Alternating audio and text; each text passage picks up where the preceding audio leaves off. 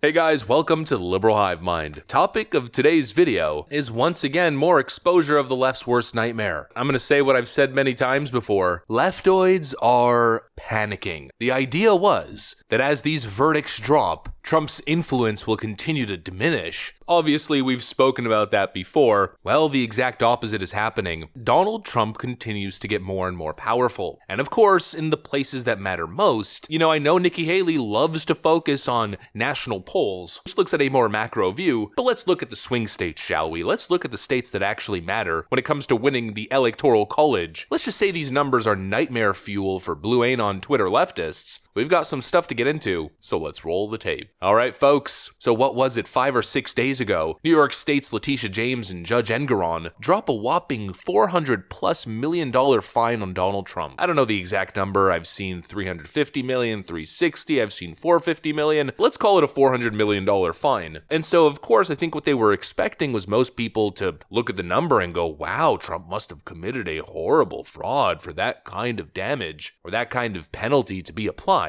I'm definitely not voting for that guy. I think that was the expected reaction. But instead, well, the exact opposite is happening. Emerson College recently conducted a poll where not only did they find Donald Trump leading in a head-to-head matchup against Joe Biden, but in their swing state data analysis, these are the numbers that they came up with. In the state of Nevada, Donald Trump has a hypothetical +10 lead over Joe Biden in a 5-way race including independent candidates. In the state of Pennsylvania, Trump has a +5 lead in that same 5-way race. In North Carolina, +9 lead. In Georgia, +9. In Arizona, +6. Joe Biden doesn't even get close. Not even close in a single state. In some states, he's down by double digits. But they keep telling you Trump is done and they aren't worried at all. Give me a break. Joe Biden's re-election campaign and the DNC are pulling in astronomical fundraising numbers, the likes of which has never been seen before. Political polls puts it all into perspective. Biden's cash on hand, $130 million as opposed to Trump's 30, and the DNC's holding on to $24 million.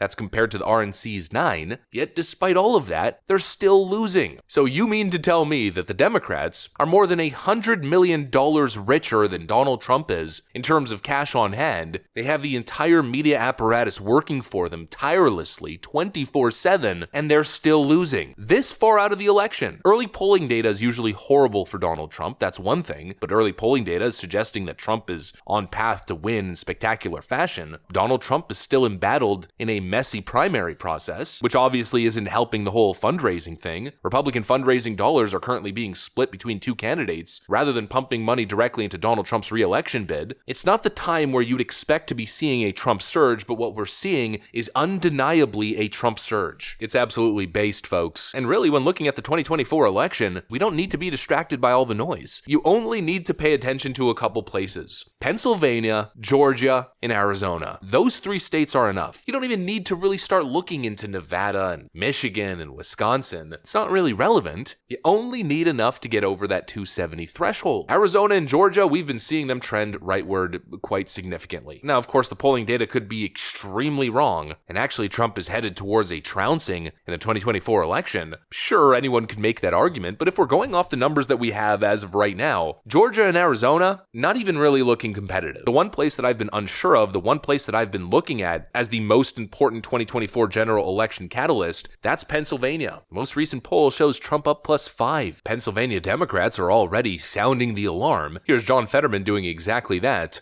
And the president is going to win here in Pennsylvania. And I've always believed that whoever wins Pennsylvania is going to be the next president as well, too. And this is going to be, it's going to be difficult. And we all have to lean in on that. And we also have to start having, all kinds of Democrats criticizing the president, too, publicly. I don't understand why. I don't know what's in it for you to do that, whether you're just chasing clout or you want to make it in the news or anything like that. But if you're not willing to just support the president now and say these kinds of things, you might as well just get your MAGA hat because you now are helping Trump at this. They know what's potentially coming. Democrats are panicking, desperate attempts to unify the party. What John Fetterman is referring to there, by the way, is Rashida Tlaib's most recent call to essentially vote undecided in her state's primary rather than supporting, quote, Genocide Joe. Only make sure that we're calling our members of Congress and local electeds and passing city resolutions all throughout our country. It is also important to create a voting voting bloc, something that is a bullhorn to say enough is enough. We don't want a country that supports wars and bombs and destruction. We want to support life. We want to stand up for every single life killed in Gaza. Right now, we feel completely neglected and just unseen by our government. If you want us to be louder, then come here and vote uncommitted.